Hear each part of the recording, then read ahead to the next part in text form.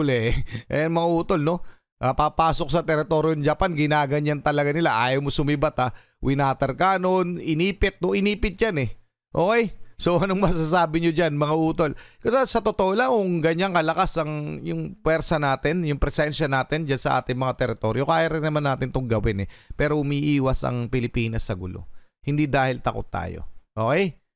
Dahil mas nais natin ang kapayapaan. At para na rin yung sa ikabubuti na nakararami. Okay, pero kung may pagkakataon, darating ang pagkakataon, baka dumating ang pagkakataon na hindi na natin kayang iwasan ito.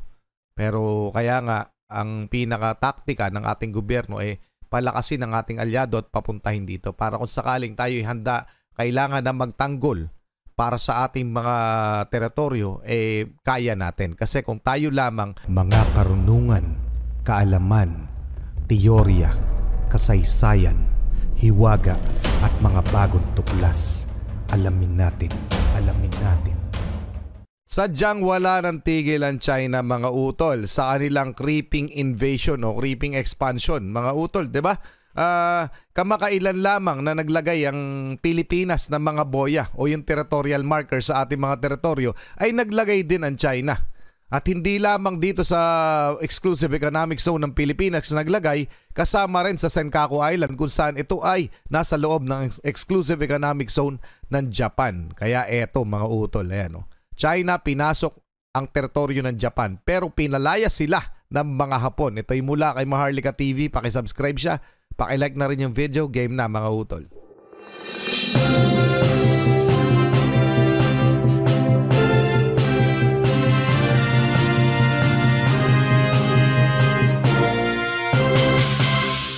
Maharlika TV. Mamaya i-check natin yan. Senkaku Islands na teritoryo ng Japan, pinasok na naman ng China at pinaglalagyan ng boya sa kadahilan ng kanila raw ang mga islang ito. Pero hindi nagpatinag ang mga Hapon. Pilit na pinapatanggal sa China ang naturang inilagay na mga boya. Abangan kapatid ang kompletong mga detalye kaya manatiling nakatutok dahil dito bawal ang fake news. Bago tayo magpatuloy, isang like lang po ang hinihingi ko para sa videong ito. Malaking bagay na po yan bilang suporta sa ating bawat ina-upload. Back to the video.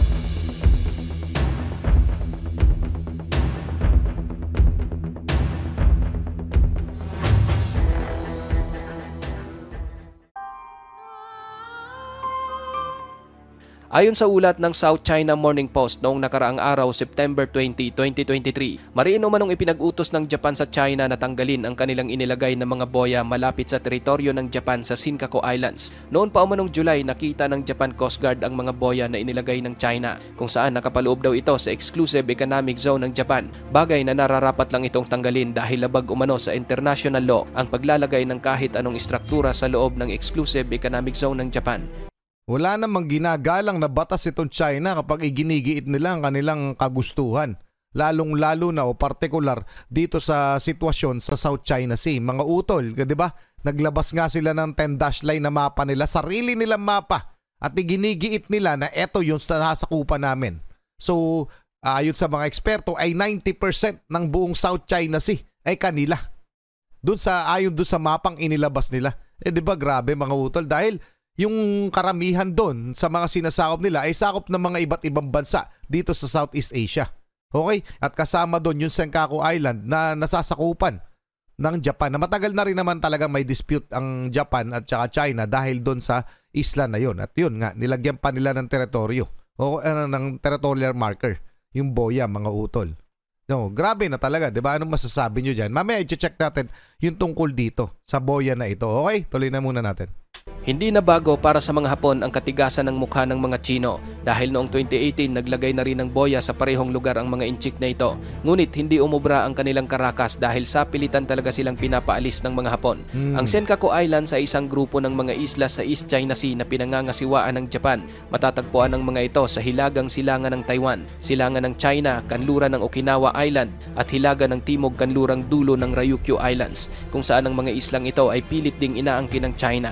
Kiniklaim ng China ang Senkaku Islands dahil sila umano ang nakatuklas sa mga islang ito noon pang ika-14 na siglo. Samantalang pinapanatili naman ng Japan ang pagmamay-ari ng mga isla mula noong 1895 hanggang sa kanilang pagsuko sa mga Amerikano noong World War II.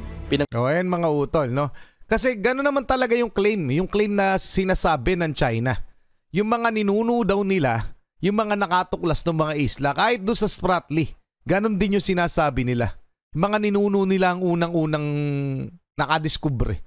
So parang ganon, finders keepers yung diskarte nila. No? Wala silang historical claim na nagsasabing kanila yung mga lugar. So dahil nga sa mga pangyayaring ganon, nagkaroon ng batas, no, na yung international law na para matukoy yung pag-aari ng isang bansa ay naglagay ng kaukulang sukat. Yun nga yung tinatawag na exclusive economic zone na nagtatalaga na 200 nautical miles. So pag pumasok yun sa 200 nautical miles ng bansa, automatiko ayon sa international law of the sea sa UNCLOS, nasasakupan yun ng bansa. Isipin nyo na lang yung sinasakop o yung inaangkin ng China dito sa atin sa Spratly Island. Napakalayo sa kanila, parang kung hindi ako nagkakamala, 300 to 400 nautical miles.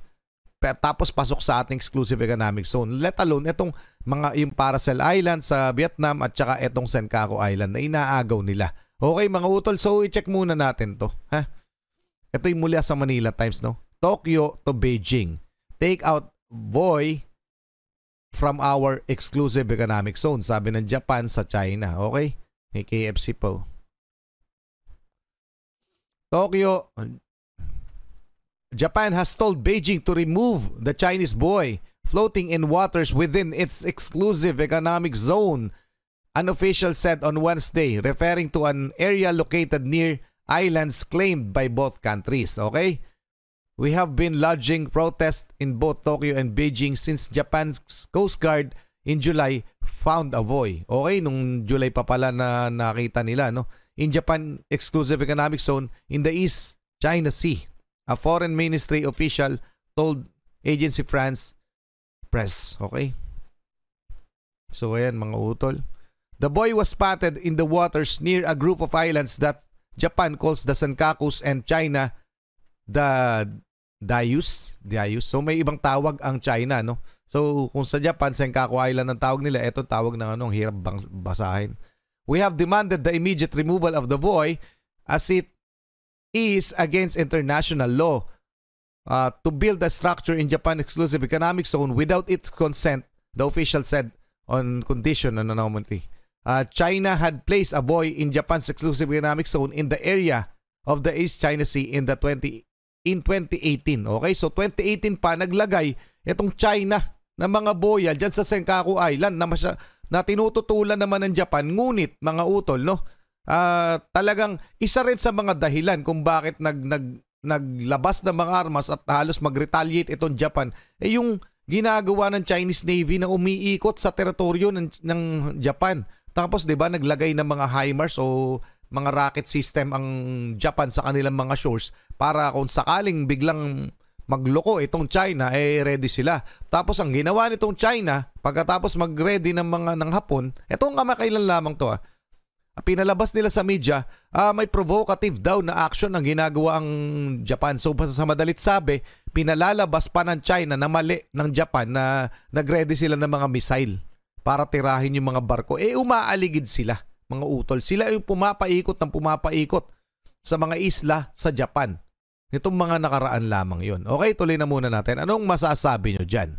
Tuloy na muna natin, paki-comment na lang. Nangasiwaan naman ng Estados Unidos ang mga isla bilang bahagi ng United States Civil Administration ng Ryukyu Islands mula 1945 hanggang binalik nila ito sa kontrol ng Japan noong 1972 sa ilalim ng Okinawa Reversion Agreement sa pagitan ng Estados Unidos at Japan. Noong 1968, natuklasan sa Senkaku Islands ang pagkakaroon nito ng potensyal na reserbang langis sa ilalim ng dagat, kung kaya't dahil dito mas lalo pang nagkaroon ng interes ang China. Ngunit mahigpit ang naging pagbabantay ng mga Hapon sa mga islang ito na bahagi ng lungsod ng Ishigaki sa Okinawa Prefecture. Hindi nito kinikilala ang mga pag-aangkin ng China o Taiwan, ngunit hindi rin naman ito pinaunlad ng Japan o tinayuan ng anumang istrukturang militar. Bilang resulta ng hindi pagkakaunawaan, ang publiko ay pinagbabawalan na lumapit sa naturang mga isla na halos 7 oras na biyahe sa bangka mula sa Ishigaki. Hinahabol din at pilit na itinataboy ng Coast Guard ng Japan ang mga barko ng China na talagang gustong tumawid sa border ng dagat. Matindi talaga ang ginagawang pagbabantay dito ng Japan. Katunayan, umabot pa sa punto na talagang binangga ng 2 Japanese Coast Guard ang fishing vessel ng China na pilit pumasok sa isla.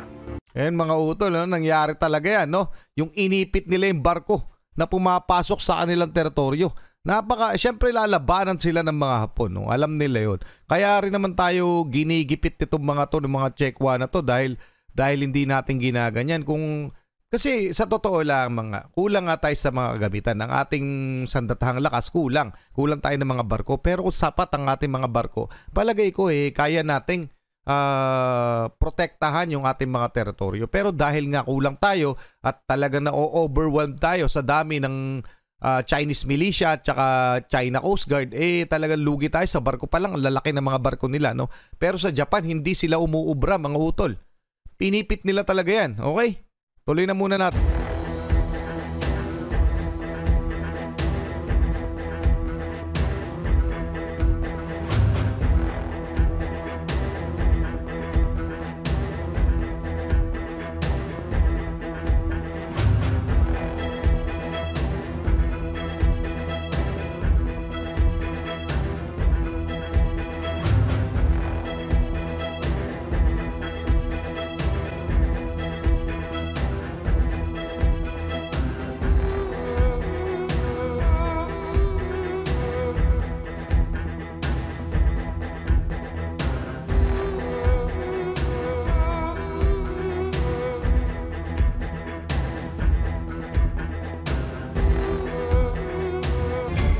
Huli. Mga utol, no? Papasok sa teritoryo ng Japan, ginaganyan talaga nila. Ayaw mo sumibat, Winater cannon, inipit, no? Inipit yan Okay? So, anong masasabi nyo dyan, mga utol? Kasi sa totoo lang, kung ganyan kalakas yung pwersa natin, yung presensya natin dyan sa ating mga teritoryo, kaya rin naman natin itong gawin Pero umiiwas ang Pilipinas sa gulo. Hindi dahil takot tayo. Okay? Dahil mas nais natin ang kapayapaan. At para na rin yung sa ikabubuti na nakararami. Okay, pero kung may pagkakataon, darating ang pagkakataon, baka dumating ang pagkakataon na hindi na natin kayang iwasan ito. Pero kaya nga, ang pinaka-taktika ng ating gobyerno palakasin ang ating alyado at papuntahin dito para kung sakaling tayo handa, kailangan na magtanggol para sa ating mga teritoryo, kaya natin. Kasi kung tayo lamang, alam natin na hindi natin kaya. So, huwag kayong maniniwala. Maliligaw na naman ako. Anyway, pa-comment na lang ang inyong komento. Ituloy na natin to.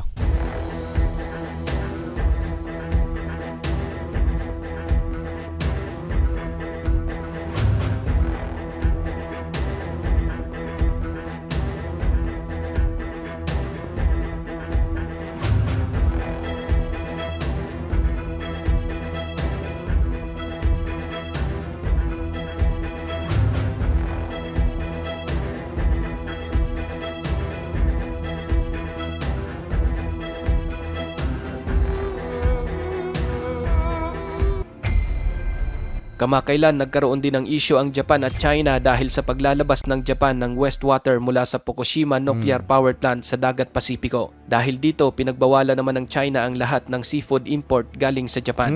Ikaw kapatid, ano ang masasabi mo sa videong ito? Para sa iyong opinion, i-comment mo na yan sa ating comment section sa ibaba. At kung nagustuhan mo naman ang videong ito, paiwan naman ako ng like at pasubscribe na rin sa ating munting channel. Okay mga utol, pa-like, Maharlika TV. Anong masasabi nyo? No? Matibay talaga Japan, isa sa mga malalakas na bansa yan, no? Ang tibay nila magbantay ng kanilang teritoryo. Tayo gusto rin naman natin gawin yan. At kaya rin naman natin gawin yan, pero dapat marami na tayong assets, okay? So dapat paramihin natin yung barko. So tama yung modernization program natin, pero although late kasi napabayaan ng ating gobyerno, pero tayo po ay nagpapalakas na ng ating sandatang lakas at darating ang panahon, kaya na nating patnubayan yung ating mga teritoryo. Okay mga utol, pa-comment na lang ang inyong opinion. Hanggang doon lang muna. Maraming salamat Maharlika TV. Maraming salamat sa inyo. Muli ako si Target Achilles on behalf of the Real South Pride Production. Ako'y nagpapasalamat sa walang sawa niyong pagsuporta. Kayo mag-iingat. Keep safe. God bless at saludo po ako sa inyo lahat. Maraming salamat po.